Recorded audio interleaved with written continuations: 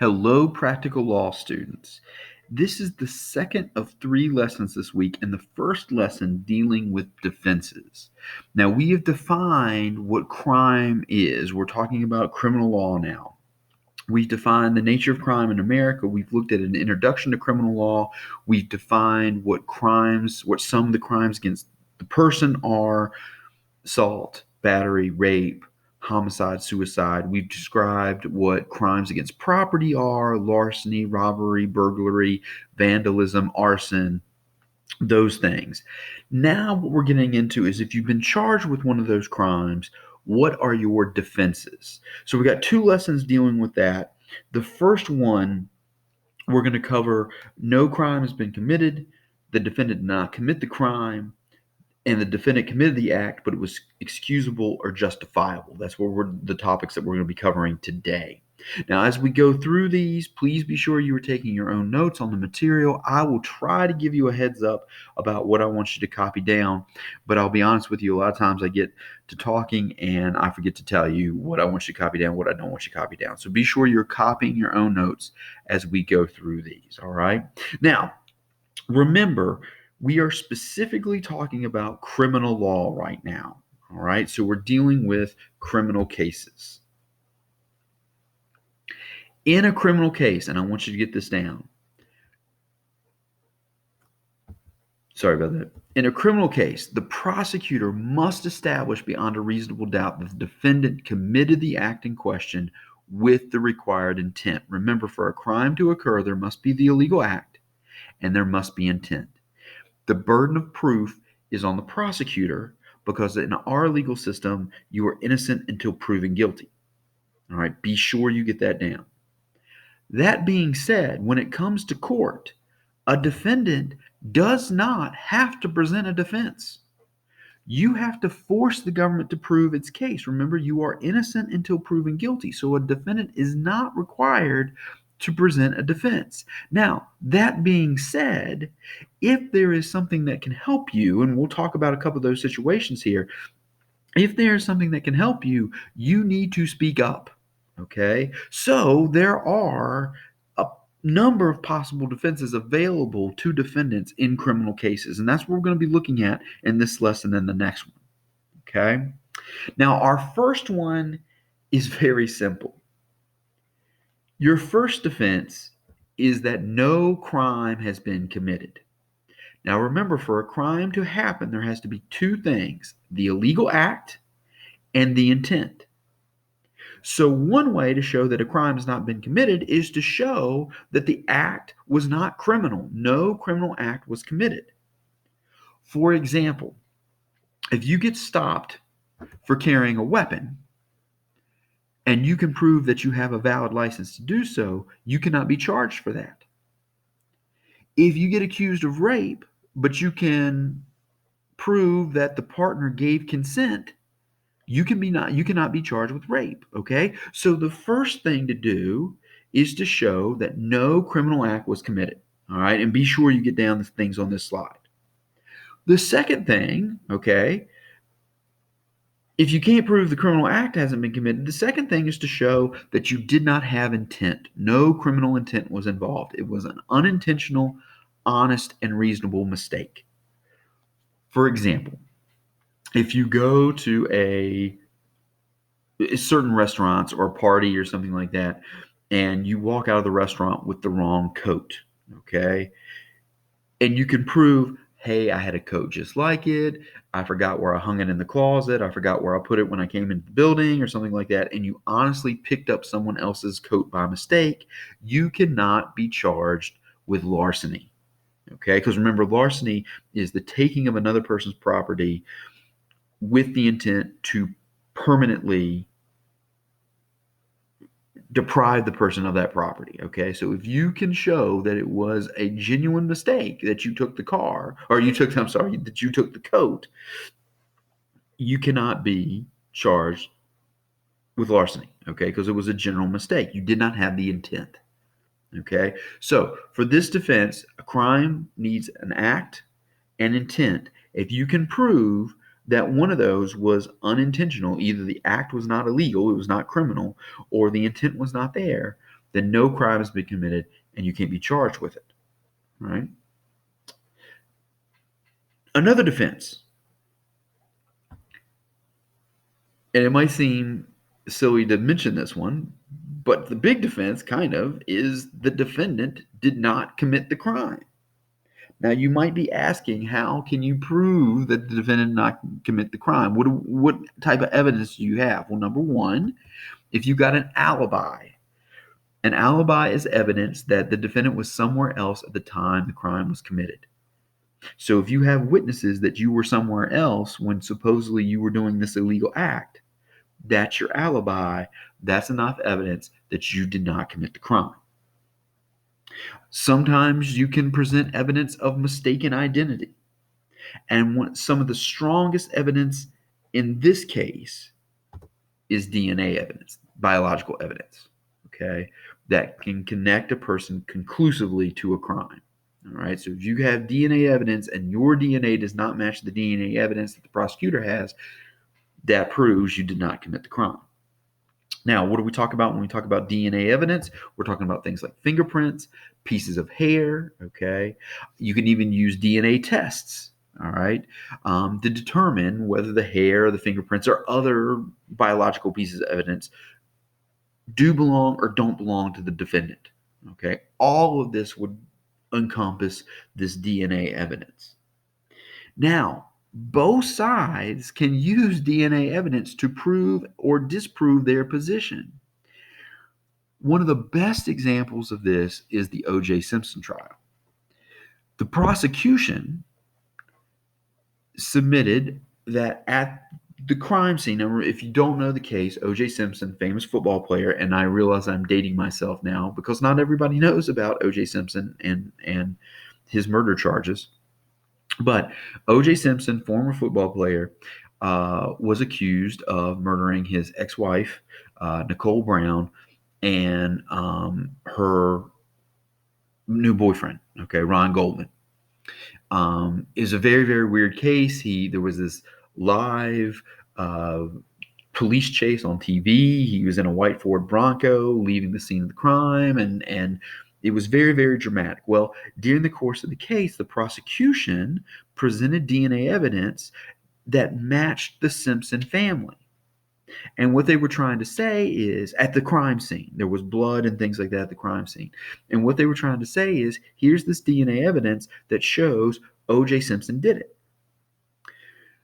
Well, the defense turned around and used that same evidence to say, yes, it is Simpson DNA, but we cannot conclusively prove that that DNA came from O.J. Simpson. It could be another member of the Simpson family.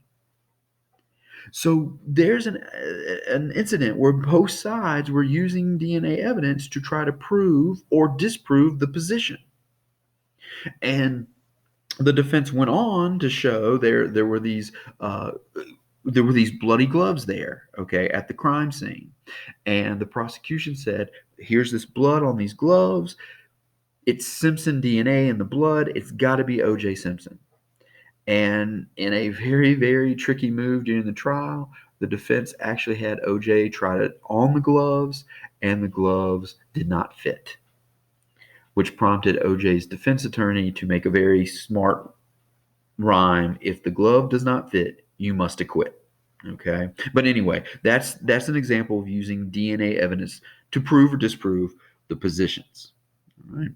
Now, you can use DNA evidence later on, which may not have been available at the time of the trial, to exonerate people and set them free. As technology improves, and this is one of the good things about the court systems, okay? As technology improves and we have better ways of testing DNA, there have been many, many cases where DNA has been tested and proved that the supposed suspect, in some cases the supposed suspect that was now serving jail time, does not match the DNA evidence at the crime scene, and that suspect is then set free. So one of the nice things about DNA evidence and one of the good things about our legal system is it's flexible enough to realize that as technology improves, sometimes that DNA evidence can be used later on to set somebody free. It can also be used later on to prove who actually did the crime. Okay, so DNA evidence can be used down the road to prove both guilt and innocence. All right, now be sure you get down this slide as well. There's a lot of information on this slide.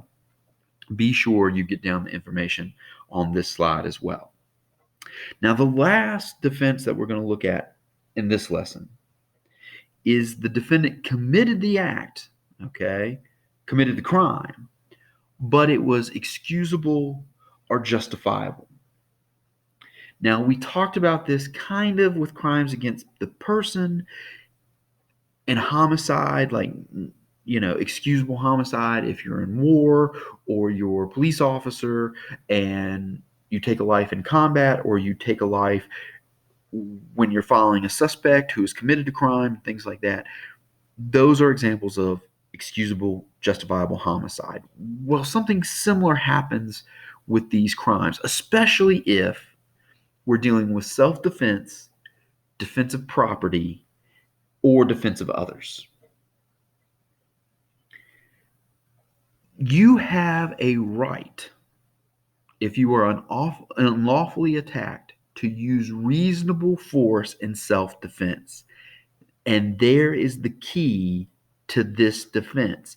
It's got to be reasonable force.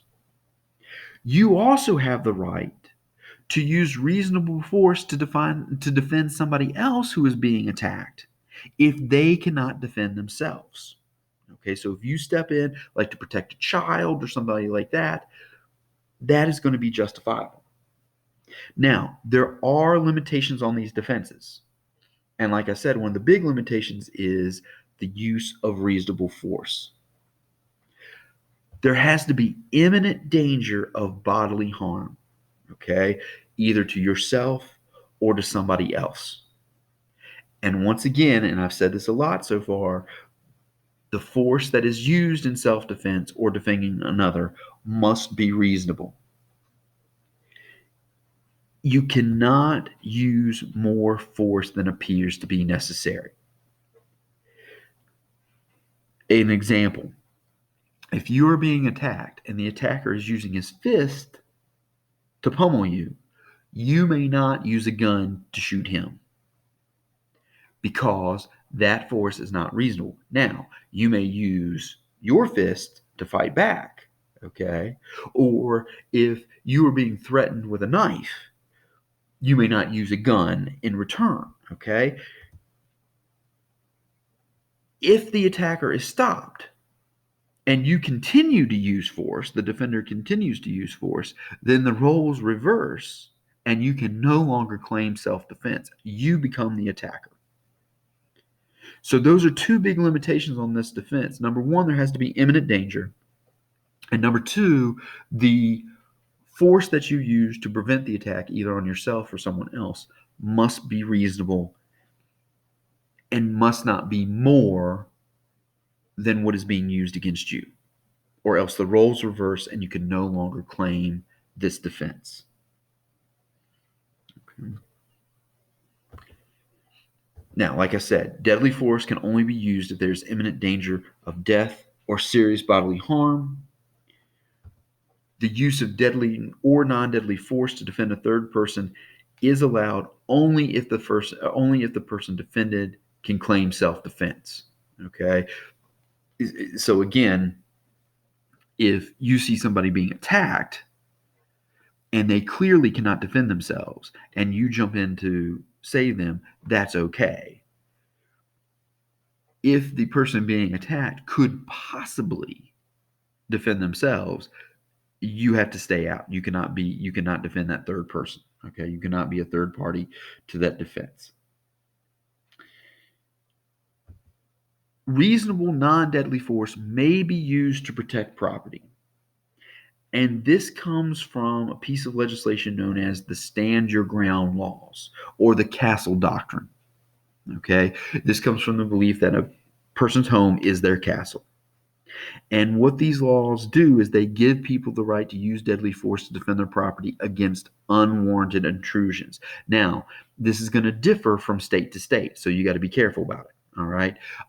We talked about burglary, and the original definition of burglary was somebody was breaking into your structure at night. Okay, so some of these stand your ground laws are going to go back to that original definition. You can only use force to protect yourself or to protect your property if the attack comes at night. Because the understanding is you have no idea who is coming into your structure at night because you can't see them.